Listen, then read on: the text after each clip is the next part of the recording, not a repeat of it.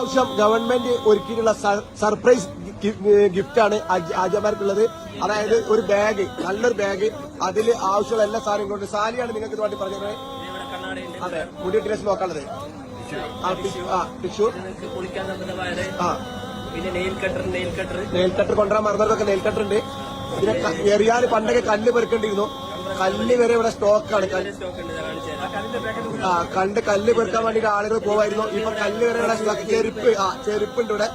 അതുപോലെ തന്നെ കല്ല് പെറുക്കാൻ പോയിട്ട് ആളുകൾ തളർന്നിരിക്കും. പിന്നെ ഈ ഗവൺമെന്റ് എല്ലാ സൗകര്യങ്ങളും ഒരുക്കിയിട്ടുണ്ട്.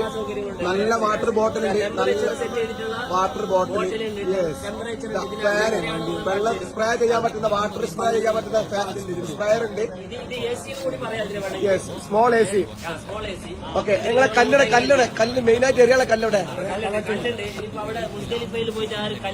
പെറുക്കേണ്ട ആവശ്യമില്ല. എത്ര കല്ലെടുക്കും? കല്ല് വരെ പാക്ക് ചെയ്ത് വെക്കുന്നുണ്ട്. പണ്ടൊക്കെ കല്ല് മുസ്ലിം പോയിട്ട് നമ്മൾ പെറുക്കേണ്ടിരുന്ന ഇനി എറിയാനുള്ള സ്ഥലത്താണ് പോയിട്ട് എറിഞ്ഞാൽ മതി.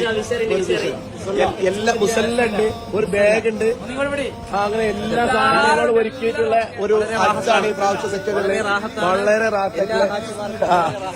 ഓക്കെ.